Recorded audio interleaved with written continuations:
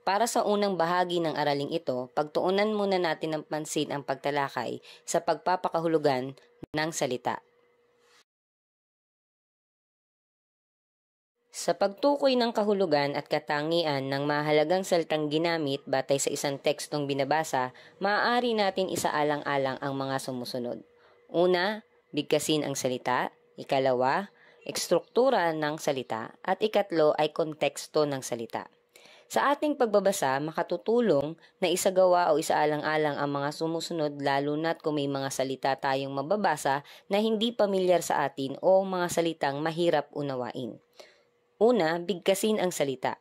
Maaaring sa pagbigkas ng salita ay matulungan tayo upang matiyak natin kung ano ang ideya, ano ang kahulugan ng isang salita. May mga salita tayo na pareho ang baybay, ngunit iba ang pagpapakahulugan o magkaiba ang kahulugan ng mga salita. Tulad ng salitang basa. Kung ang bigkas nito ay basa, ibig sabihin sa Ingles ay to read. Kung ang pagbigkas nito ay basa, ang ibig sabihin nito sa Ingles ay wet. Nangangahulugan na nagkakaroon ng pagkakaiba at sa pamamagitan ng pagbigkas natin ng salita ay matutulungan tayong matiyak ano ang kalakip na kahulugan ng tekstong ito o ng salitang ito sa tekstong ating binabasa. Ikalawa ay magkaroon tayo ng pagsusuri sa estruktura ng salita. Pwede nating tingnan muna, suriin ang isang salita kung ano-ano ang bumubuo sa kayarian ng salitang ito. Ito ba ay may salitang ugat? Ito ba ay may panlapi? Ito ba ay nasa kayarian na inuulit? O ito ba ay nasa tambalan? Matapos na ito ay ating masuri batay sa kanyang estruktura o kanyang kayarian, maaari na nating tukuyin kung ano ang bahagi ng pananalita nito. Ito ba ay nasa pangalan, pandiwa, panguri, at iba pang bahagi ng pananalita. Gayon din, matutukoy natin kung ang salitang ito ay bahagi ba ng mga formal na antas ng salita o antas ng wika o di formal na antas ng wika. Sa estruktura ng salita, matutulungan tayo na magkaroon din ng pagtitiyak sa kahulugan na inaangkin o kinakatawan ng isang salita. At para naman sa konteksto, dito nagkakaroon tayo ng pagbubuo ng hinuha. Ano kaya ang kahulugan ng salitang ito? Tinitignan natin nangangahulugan kung paano ba ito ginamit sa loob ng pangungusap. Maaaring tingnan natin ang ugnayan ng salitang ito. Kung ano yung salitang maaaring hindi pamilyar sa iyo, ay titingnan mo ang kaugnayan nito sa iba pang salita na nasa loob ng pangungusap. Gayon din sa pagtitiyak ng konteksto ng isang salita ay maaari tayong sumangguni sa isang diksyonaryo upang tayo ay magkaroon ng tiyak na pagpapakahulugan o konteksto kung ano nga ba ang kahulugan o definisyon ng salitang ito.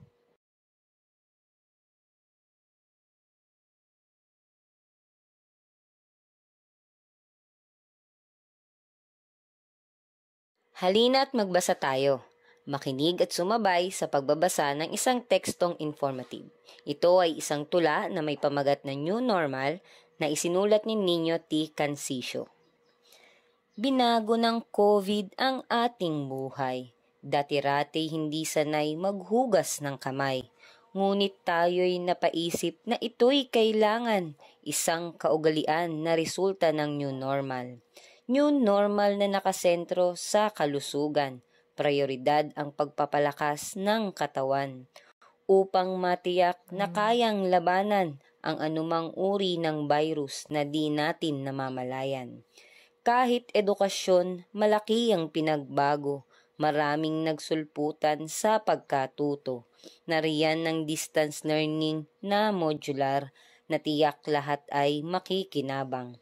Kahit magwakas ang pandemyang ito, leksyong naiwan hindi malilimutan. Pinasingkad ang kamalayan sa kalusugan, nagkaroon ng bagong kultura at kagawian.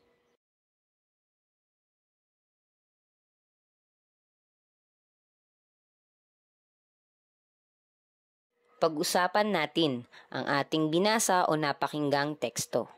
May mga salita ba sa binasang teksto ang hindi mo naunawaan? May mga salita ba dito na hindi pamilyar o ngayon mo lamang nadinig? Ano-ano ito? Balikan ito at alalahanin para sa iyong sarili. Pagkaraan, Subukang bigyan ng pagpapakahulugan ang mga salitang ito sa pamamagitan ng iba pang salita na kasama nito sa ating tekstong binasa. Subukan na tignan ang ugnayan ng salitang di pamilyar para sa iyo kung paano ito ginamit kasama ang iba pang salita sa bawat linya.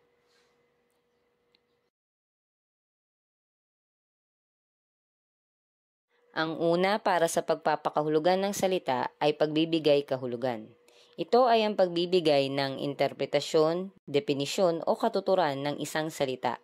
Dito binibigyan ng kabatiran o impormasyon ang salita na maaaring mula sa diksyonaryo, aklat, encyclopedia, magazine, pahayagan o maaari din sa isang tao na may kredibilidad o otoridad sa larangang ito.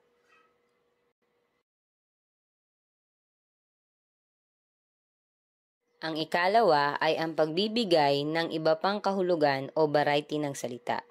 Dito ay binibigyan ng pagpapakahulugan na kahalos kahalintulad o katulad ng pagpapakahulugan ng salita. Gaya sa halimbawang paghanga, ito ay maaaring bigyan ng pagpapakahulugan sa kasing kahulugan nitong salita na pagmamahal. Ang ikatlong paraan ay pagbibigay ng mga halimbawa. Sa bahaging ito ay binibigyan ng pagpapakahulugan ang isang salita sa pamamagitan ng pagbibigay ng mga halimbawa ukol sa salitang ito.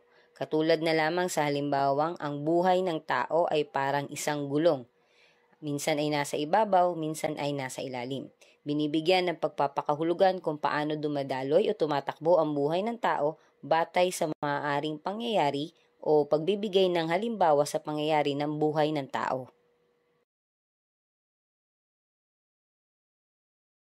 Ang ikaapat na pagpapakahulugan ng salita ay paglalapi at pagsasama ng salita sa pangungusap. Sa paraang ito ay nagkakaroon ng iba't ibang paraan kung paano binibigyan ng pagpapakahulugan ang salita batay sa kung ano ang naging paglalapi sa salita. Halimbawa, mata lamang ang walang latay. Ikalawa, lagi na lamang akong minamata ni Nene.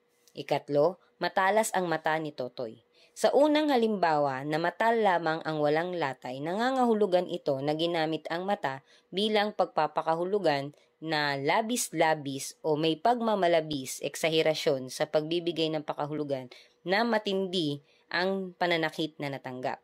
Sa ikalawang halimbawa naman na lagi na lamang akong minamata ni Nene dahil ang mata dito ay nagkaroon ng panlaping minamata, ito ngayon ay nagkaroon ng ibang pagpapakahulugan at hindi na literal na bahagi ng katawan ang mata, bagkus ito ay nagkaroon ng pagpapakahulugan na pang-aapi o mababa ang pagtingin. At sa ikatlo na halimbawa, matalas ang mata ni Totoy. Ang mata dito ay literal na nangangahulugan na bahagi o katawan ng tao.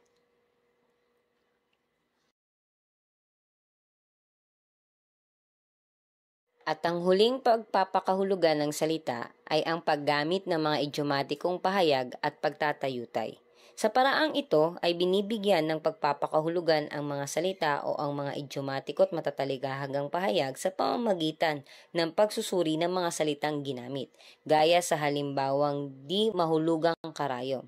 Hindi nangangahulugan ang literal na paggamit dito ng salitang karayom, bagkus ito ay ginamit bilang pagpapakita ng eksaherasyon o paglalarawan kung gaano kadami ang naroroon sa lugar na iyon at siksikan.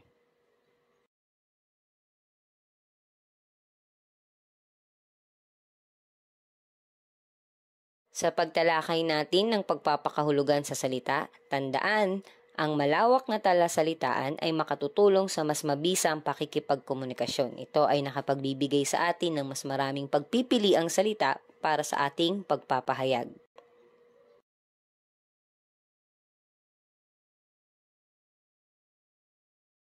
Sa usapin ng kaantasan ng wika ay maaari nating hatiin o ihanay sa iba't ibang pangkat o pagkakategorya ang wika.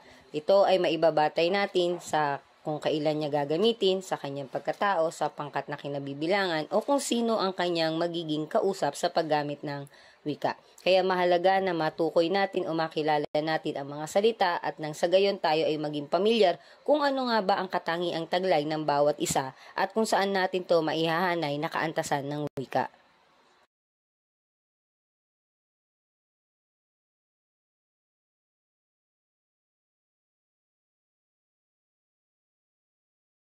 Sa formal na antas ng wika ay mayroon tayong dalawang kategorya.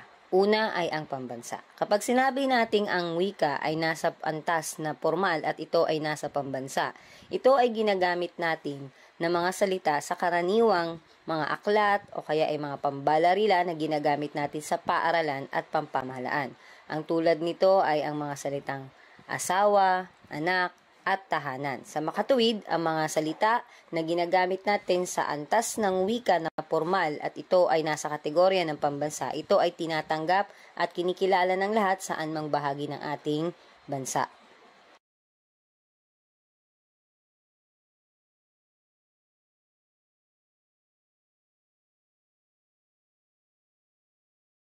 Ang ikalawang kategorya naman para sa formal na antas ng wika ay ang pampanitikan o panretorika. Sa kategoryang ito, ito ay ginagamit sa mga malikhain na sulatin tulad ng mga pampanitikan. Ang mga salita dito ay karaniwan ng malalalim, makulay at masining. Ibig sabihin malikhain ang paraan ng pagkakagamit ng wika o pagbibigay pagpapakahulugan sa wika tulad ng mga halimbawang kabiyak ng puso, bunga ng pag-ibig, pusod ng pagmamahalan. Ang mga salita o wika sa antas na ito ay ating ginagamit para sa pagsanggi ng guni-guni o paglalaro ng ating pagiging malikhain at ito ay ginagamit natin ang wika sa malikhain ding paraan na maaaring nakakubli ang mga pagpapakahulugan.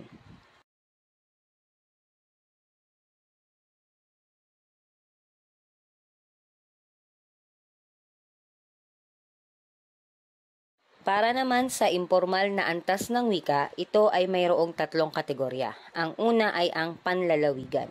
Dito ay ginagamit ng mga tao ang wika sa partikular na lugar o puok o sa isang partikular na lalawigan. Makikilala ito sa kakaibang tono o punto ng nagsasalita.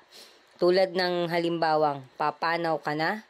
Hindi naman ito nangangahulugan sa pangkahalatang pagpapakahulugan sa wikang Filipino na ikaw ay mamamatay na. Nangangahulugan sa isang lalawigan kapag sinabi ang papanaw ka na, ang ibig lamang nilang sabihin ay aalis ka na. Gayon din sa halimbawang nakain ka ng isda.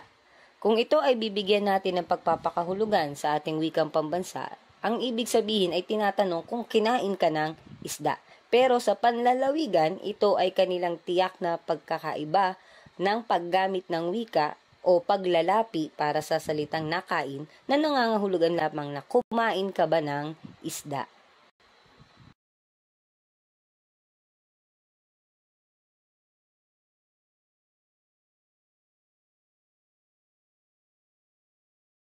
Ang ikalawang kategorya para sa impormal na antas ng wika ay ang kolokyal. Pag sinabi naman nating kolokyal, ito yung mga salita na pang-araw-araw nating ginagamit sa pagsasalita. Maaaring ito ay may bahid ng kagaspangan at ito ay pinabuting anyo batay sa nagsasalita. Ang madalas na nagaganap ay ang pagpapaikli ng isa, dalawa, o higit pang titik sa salita, katulad ng mga salitang meron na mula sa salitang mayroon, o ang salitang san na mula sa salitang nasaan.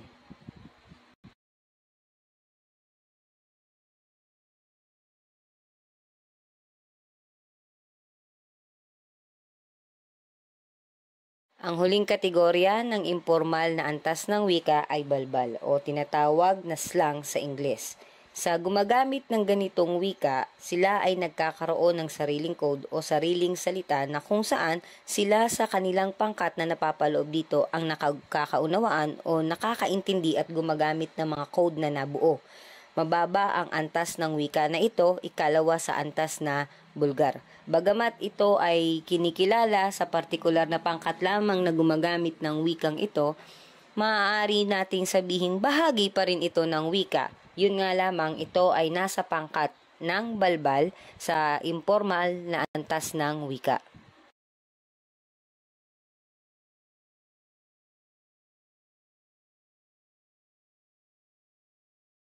Ngayon ay dumako naman tayo sa karaniwang pagbubuo ng mga salitang balbal. Una ay ang paghango ng mga salitang katutubo, katulad ng salitang barat o nangangahulugan ng pagiging kuripot. Ikalawa ay ang panghihiram ng mga wikang banyaga tulad ng salitang epek na mula sa salitang effect. At ikatlo, ang pagbibigay ng kahulugan ng mga salitang Tagalog, tulad ng salitang bata o nangangahulugang kasintahan.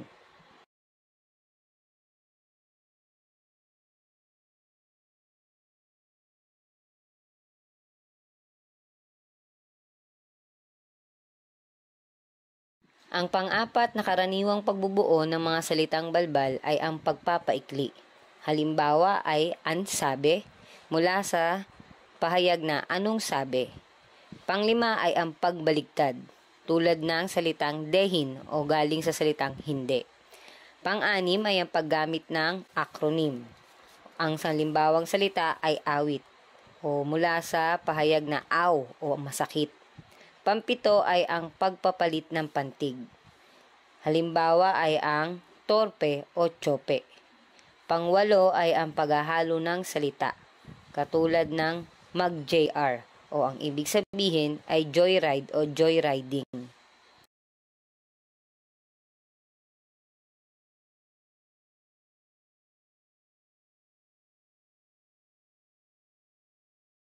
Ang ikasyam na karaniwang pagbubuo ng mga salitang balbal ay paggamit ng bilang. Mga tiyak na numero katulad ng 143 na nangangahulugan ng I love you. Pang-sampu ay ang pagdaragdag. Nagkakaroon ng pagdaragdag sa salita katulad ng salitang isputing. Yung puti ay dinaragdagan at nagiging isputing. 11 ay ang kombinasyon. Ito yung pagbabaligtad at pagdaragdag, tulad ng salitang jahi na galing sa hiya. 12 ay ang pagpapaikli at pag-Pilipino, tulad ng salitang Pinoy.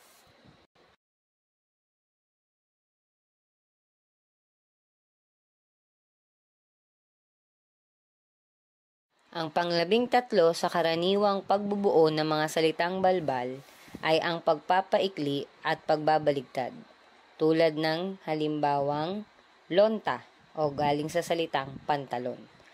14 ay ang panghihiram at pagpapaikli, tulad ng salitang sikyo na mula sa salitang security. At panghuli ay ang panghihiram at pagdaragdag, tulad ng salitang Crayola o mula sa salitang cry.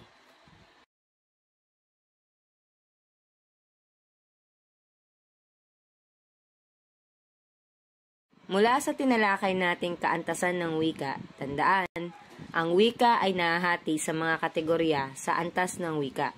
Ito ay maaaring nasa formal na antas ng wika o maaari din naman na nasa informal na antas ng wika.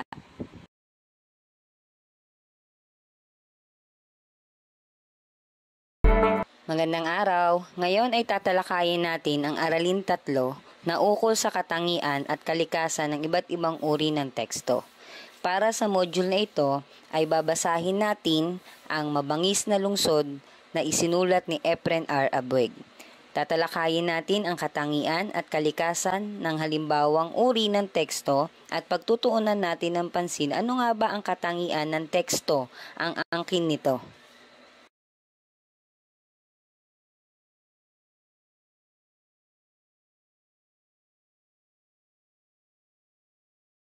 Halina't magbasa tayo.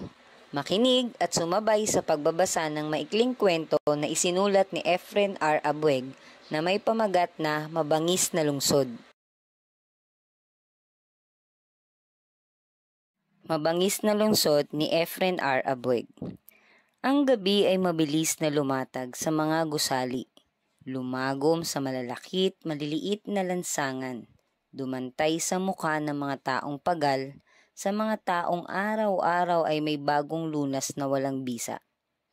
Ngunit ang gabi ay waring manipis na sutla lamang ng dilim na walang lawak mula sa lupa hanggang sa mga unang palapag ng mga gusali. Ang gabi sa kalupaan ay ukol lamang sa dilim sa kalangitan, sapagkat ang gabi sa kalupaan ay hinahamig lamang ng mabangis na liwanag ng mga ilaw dagitab. Ang gabi ay hindi napapansin ng 12 taong gulang na si Adong. Ang gabi ay tulad lamang ng pagiging quiapo ng puok na iyon. Kay Adong, ang gabi naroroon, hindi dahil sa may layunin sa pagiging naroroon, kundi dahil sa naroroon katulad ng Quiapo. Sa walang muwang na isipan ni Adong, walang kabuluhan sa kanya kung may naroon man o wala ang gabi at ang Quiapo. Ngunit isang bagay ang may kabuluhan kay Adong sa Quiapo. Alisin na ang nagtatayuang gusali roon, alisin na ang bagong lagusan sa ilalim ng lupa, alisin na ang mga tindahang hanggang sa mga huling oras ng gabi, mailaw at mabawasan ang mga taong pumapasok at lumalabas doon dahil sa isang bagay na hinahanap sa isang marikit na altar, sapagkat ang simbahan ay buhay ni Adong. Kung ilang hanay ang mga pulubing naroroon at mga nagtitinda ng tiket ng sweepstake, ng kandila, ng kung ano-anong ugat ng punong kahoy at halaman, at sa mga hanay na iyon ay nakatunghay ang simbahan, naawa, nahahabag. At nakatilingala naman ang mga hanay na iyon, kabilang na si Adong, hindi sa simbahan, kundi sa mga taong may puso pa upang dumukot sa bulsa at maglapag ng konting barya sa maruruming palad. Mapapaiyak na si Adong. Ang tingin niya tuloy sa mga ilaw dagitab ay parang mga piraso ng apoy na ikinakalat sa kalawakan. Kanina pa siyang tanghali sa loob ng marusing na bakuran ng simbahan. Nagsawa na ang kanyang mga bisig sa wala pang tunog ng katuwaan. Bagkus ang naroon ay bahaw na tunog ng babala. Babalang ipinararamdam ng pangangalam ng kanyang sikmura at sinasapian pa ng takot na waring higad na gumagapang sa kanyang katawan. "Mama, Ale, palimos na po." Ang maraming mukhang nagdaraan ay malalamig na parang bato. Ang imbay ng mga kamay at pahiwatig na pagwawalang bahala. Ang hakbang ay pagpapahalata ng pagmamadali, pag-iwas. "Palimos na po, Ale. Hindi pa po ako nanananghali." Kung may pumapansin man sa panawagan ni Adong, ang nakikita niya ay irap, pandidiri, pagkasuklam. Pinaghahanap buhay yan ng mga magulang para isugal. Madalas naririnig ni Adong. Nasasaktan siya sapagkat ang bahagi ng pangungusap na iyon ay untag sa kanya ni Aling Ebeng, ang matandang pilay na kanyang katabi sa dakong liwasan ng simbahan. At halos araw-araw, lagi siyang napapaiyak. Hindi lamang niyang ipinapahalata kay Aling Ebeng ni kanino man sa naroroong nagpapalimos. Alam niyang hindi maiiwasan ang paghingi sa kanya ng 5 piso sa lahat. Walang bawas. "May reklamo?" Ang nakasisindak na tinig ni Bruno. Ang mata nito'y nanlilisik kapag nagpatumpik-tumpik siya sa pagbibigay. At ang mga kamay ni Adong ay nanginginig pa habang inilalagay niya sa masakim na palad ni Bruno ang salapi. Ang baryang matagal ding kumalansing sa kanyang bulsa, ngunit kailanman ay hindi nakarating sa kanyang bituka. "Maawa na po kayo, Mama, Ale. Gutom na ako." Ang mga daing ay walang halaga. Waring mga patak ng ulan sa malalaking bitak ng lupa. Ang mga tao'y naghihikahos na rin. Ang panahon ay patuloy na ibinuburol ng karukhaan. Ang kampana ay tumutugtog at sa loob ng simbahan, pagkaraan ng maikling sandali, narinig ni Adong ang pagkilos ng mga taong papalabas. Waring nagmamadali na tila ba sa wala pang 1 oras na pagkakatigil sa simbahan ay napapasok. Nakararamdam ng hapdi, hindi sa katawan, kundi sa kaluluwa. Natuwa si Adong. Pinagbuti niya ang paglalahad ng kanyang palad at sa pagtawag ng mga taong papalapit sa kanyang kinaroroonan. "Malapit nang dumating si Bruno," ani ni Aling Ebeng na walang sino mang pinatutungkulan. Manapay para sa lahat na maaaring makarinig. Biglang-bigla, napawi ang katuwaan ni Adong. Nilagom ng kaniyang bituka ang nararamdamang gutom. Ang pangambang sumisigid, nakilabot sa kaniyang mga laman at nagpapatindig sa kaniyang mga balahibo ay waring dinaklot at itinapon sa malayo ng isang mahiwagang kamay. Habang nagdaraan sa kaniyang harap ang mga taong malamig, walang awa, walang pakiramdam, nakadarama siya ng kung anong bagay na apoy sa kanyang kalooban. Aywan niya kung bakit ganun ang nararamdaman niya matapos mapawi ang kanyang gutom at pangamba. Kung ilang araw na niyang nadarama iyon, at hanggang sa ngayon ay naroroon pa't waring umuuntag sa kanya na gumawa ng isang marahas na bagay. Ilang barya ang nalaglag sa kanyang palad, hindi inilagay, kundi inilaglag. Sapagkat ang mga palad na nagbibigay ay nandidiring mapadikit sa marurusing na palad na wari bang mga kamay lamang ng maninipis at malilinis. Dali-daling inilagay ni Adong ang mga barya sa kanyang lukbutan. Ilan pang barya ang nalaglag sa kanyang palad. At sa kaabalahan niya ay hindi na napansing kakaunti na ang mga taong lumalabas mula sa simbahan.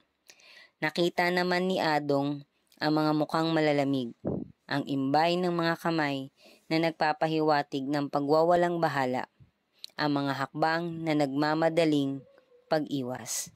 Adong, ayun na si Bruno! Narinig niyang wika ni Aling Ebeng. Tinanaw ni Adong ang ininguso sa kanya ni Aling Ebeng. Si Bruno nga, ang malapad na katawan, ang namumutok na mga bisig, ang maliit na ulong pinapangit ng suot na gora. Napadukot si Adong sa kaniyang bulsa. Di naman niya ang mga barya roon. Malamig. At ang lamig na iyon ay waring dugong biglang umagos sa kaniyang mga ugat. Ngunit ang lamig na iyon ay hindi nakasapat upang ang apoy na nararamdaman niya kanina pa ay mamatay. Mahigpit niyang ikinulong sa kanyang palad ang mga baryang pinagpalimusan. Diyan na kayo, Aling Ebeng, sabihin niyo kay Bruno na wala ako. Mabilis niyang sinabi sa matanda. Ano? Naluloko ka na ba, Adong? Sasaktan ka ni Bruno. Nakita ka na ni Bruno. Narinig man ni Adong ang sinabi ng matanda, nagpatuloy pa rin sa paglalakad. Sa simula'y marahan. Ngunit nang makakubli siya sa kabila ng bakod ng simbahan, ay pumula siya ng takbo. Lumusot siya sa pagitan ng mga jeepney na mabagal sa pagtakbo. Sumiksik siya sa kakapalan ng mga taong salu-salubong sa paglalakad. At akala niya ay nawala na siya sa loob ng sinuot niyang mumunting iskinita. Sumandal siya sa poste ng ilaw dagitab. Di naman niya ang tigas niyon sa pamamagitan ng kanyang likod. At sa murang isipang iyon ni Adong ay tumindig ang tagumpay ng isang musmos na paghihimagsik sa paglayo kay Bruno. Ng paglayo sa Quiapo, ng paglayo sa gutom. Sa malalamig na muka, sa nakatunghay na simbahan, sa kabangisan, sa mulat pa'y nakilala niya at sa kinasusuklaman. Muling di naman niya ang mga barya sa kanyang bulsa. At iyon ay matagal din niyang ipinakalansing. Adong! Sinundan iyon ng papalapit na mga yabag. Napahindig si Adong. Ang basag na tinig ay naghatid sa kaniya ng lagim. Ibig niyang tumakbo. Ibig niyang ipagpatuloy ang kanyang paglayo. Ngunit ang mga kamay ni Bruno ay parang bakal na nakahawak na sa kanyang bisig.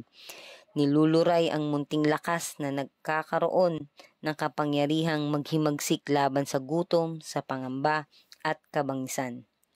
Bitiwan mo ako! Bitiwan mo ako! Naisigaw na lamang ni Adong. Ngunit hindi na niya muling narinig ang basag na tinig. Naramdaman na lamang niya ang malupit na palad ni Bruno. Natulig siya. Nahilo. At pagkaraan ng ilang sandali, hindi na niya naramdaman ang kabangisan sa kapayapaang biglang kumandong sa kaniya.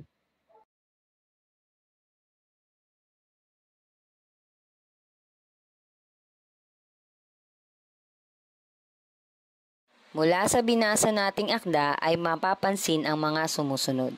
Ito ay nagbanggit ng iba't ibang tauhan. Ang mga tauhang ito ang gumanap at kumilos sa mga pangyayari sa akda. Ito rin ay naglahad ng isang suliranin ng pangunahing tauhan na naging sanhi o dahilan kung bakit nagkaroon ng mga kasunod na kaganapan o pangyayari sa akda. At maayos na isinilansan o nakahanay ang mga pagkakasunod-sunod ng pangyayari. Bukod sa mga nabanggit, ano pa ang mga katangian ng tekstong ito ang iyong napuna? Yan, balikan ang teksto at subukang itala ang sariling pagsusuri batay sa katangiang taglay ng tekstong binasa. Sa bahaging ito ng ating aralin sa ating pag-unawa sa binasa, tandaan na mahalaga ang paksa, tauhan, tagpuan, suliranin, kasukdulan at wakas ng isang teksto lalo na sa tekstong nagsasalaysay.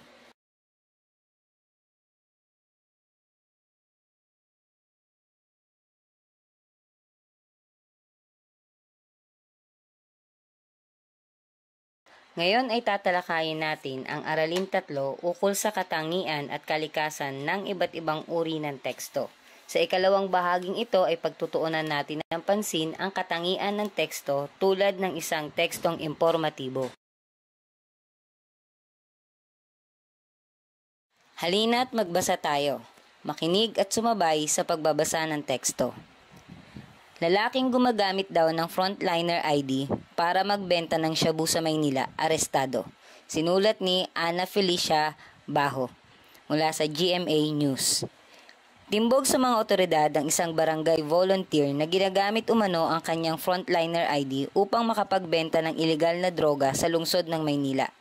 Sa impormasyong ibinigay ni Police Captain Philip Ines, tagapagsalita ng Manila Police District Station 4, kinalala ang suspect bilang si Hajib Kayandatu, 24, isang tricycle driver na residente ng Quiapo. Naaresto siya ng mga otoridad sa Barangay 445, Zone 44 sa Sampaloc nitong Martes. Base sa inisyal na investigasyon, nakatanggap ng impormasyon ang mga otoridad tungkol umano sa talamak na bentahan ng shabu sa Sampaloc. Ginagamit umano ni Kayandatu ang kanyang ID para malayang makapunta sa Sampaloc at magbenta ng ilegal na droga ayon sa pulisya. Sa isinagawang operasyon, nakuha sa sospek ang 8 pakete na naglalaman ng hinihinalang shabu na nagkakahalaga ng 272,000, isang black pouch at buy bust money na 500. Sasampahan ang sospek ng kaso dahil umano sa paglabag ng Section 5, Selling of Dangerous Drugs at Section 11, Possession of Dangerous Drugs, Article 2 ng Republic Act No. 9165. Nasa kustodiya ng MPD Station 4 ngayon si Kayandatu.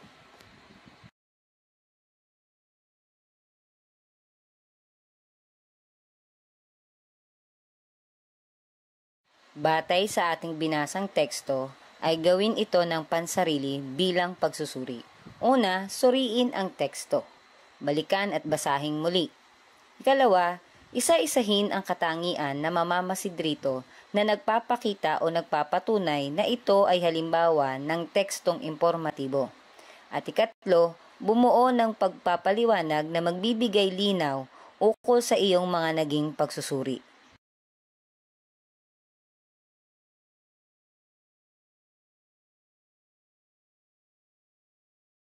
Para sa pagtalakay ng katangian ng teksto, makikita natin na ang tekstong ating binasa ay may mga datos o detalyeng binabanggit tulad ng pangalan, edad, lugar at hanap buhay ng sospek na nabanggit. Siya ay si Hajib Kayandatu, 24 na taong gulang, tricycle driver na residente ng Quiapo.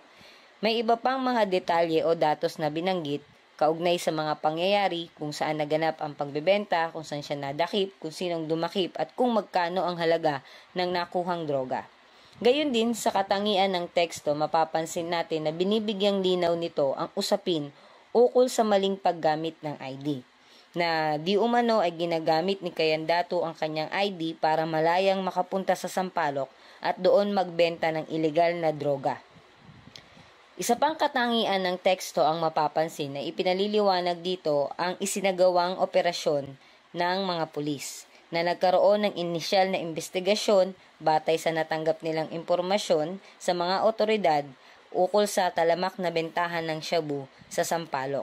nagkaroon ng pagsasagawa ng operasyon at nakuha ang 8 pakete na naglalaman ng shabu sa sospek at siya ay sinampahan ng kaso.